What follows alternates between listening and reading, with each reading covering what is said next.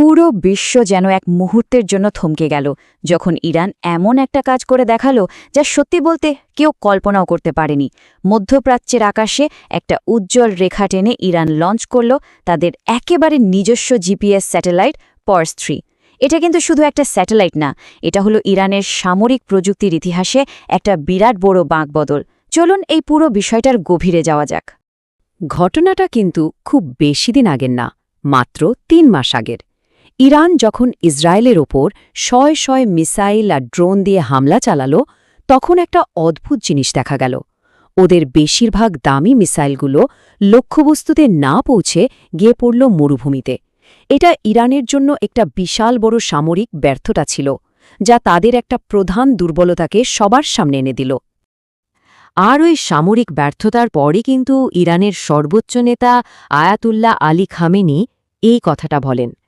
এই কথাটাই যেন পার্স 3 প্রজেক্টের মূল মন্ত্র হয়ে ওঠে। ওরা আসলে বুঝতে পেরেছিল যে অন্যের উপর নির্ভর করে আর চলবে না, নিজেদের পায়ে দাঁড়াতেই হবে। তো আসল সমস্যাটা ঠিক কোথায় ছিল? সমস্যাটা ছিল গোড়ায়।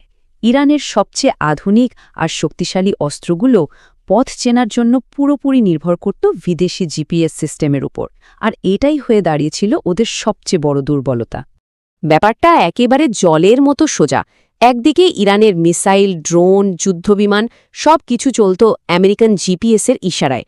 অন্যদিকে যেই না ওরা ইসরায়েলের উপর হামলা চালালো, আমেরিকার সাথে সাথে সিগন্যালটাই বন্ধ করে দিল। ফলাফল, বেশিরভাগ মিসাইলই এদিক ওদিক চলে গেল আর পুরো সামরিক অভিযানটাই ব্যর্থ হল। এই একটা ঘটনাই ইরানকে চোখে আঙুল দিয়ে দেখিয়ে দিল যে নিজেদের রাস্তা নিজেদেরই বানাতে হবে।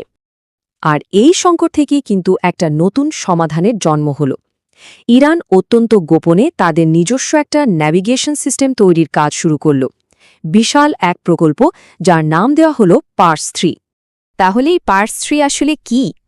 সহজ কথায়, এটা হলো ইরানের নিজস্ব মিলিটারি গ্রেড জিপিএস স্যাটেলাইট। এর একটাই প্রধান উদ্দেশ্য, বিদেশি সিস্টেম, বিশেষ করে আমেরিকান জিপিএসের ওপর থেকে নির্ভরতা পুরোপুরি শেষ করে দেওয়া এবং নিজেদের সেনাবাহিনীকে একটা নিরাপদ আর স্বাধীন ন্যাভিগেশন ব্যবস্থা দেওয়া। এই প্রজেক্টটা যে কী পরিমাণ গোপনীয়তার সাথে করা হয়েছে তা শুনলে অবাক হতে হয়।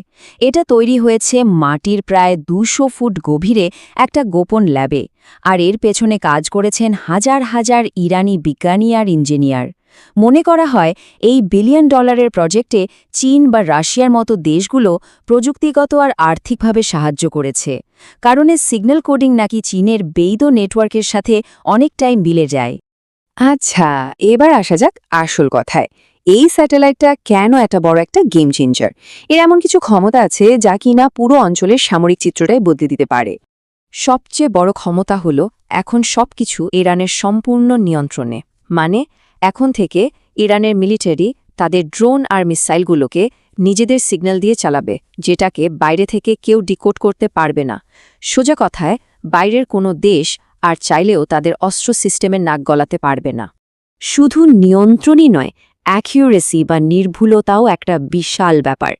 আমেরিকান ইন্টেলিজেন্স এজেন্সিগুলোর মতে পার্স 3 ব্যবহার করে ইরানের ড্রোন আর ব্যালিস্টিক মিসাইলগুলো এতটাই নিখুঁতভাবে টার্গেটে হিট করতে পারবে যা আগে কোনো দিনও সম্ভব ছিল না।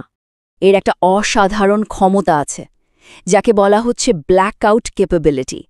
ধরুন কোনো দেশের স্পাই স্যাটেলাইট ইরানের ওপর গোয়েন্দাগিরি করার চেষ্টা করছে, পার্স 3 সাথে সাথে সেই সিগন্যালটা ধরে ফেলবে, আর তারপর সোজা ওই শত্রু স্যাটেলাইটের ক্যামেরা সিস্টেমটাই অফ করে দেবে। মানে শত্রুপক্ষের স্ক্রিনে তখন শুধু খুটখুটে অন্ধকার ছাড়া আর কিছুই দেখা যাবে না। ইরানের এই টেকনোলজিক্যাল সাফল্যে স্বাভাবিকভাবেই পুরো বিশ্বে একটা নাড়াচাড়া পড়ে গেছে। চলুন দেখি বড় বড় দেশগুলো এই ব্যাপারে কি বলছে বা কি ভাবছে। আমেরিকা আর ইসরায়েলের প্রতিক্রিয়া ঠিক যেমনটা আশা করা গিয়েছিল তেমনই হয়েছে।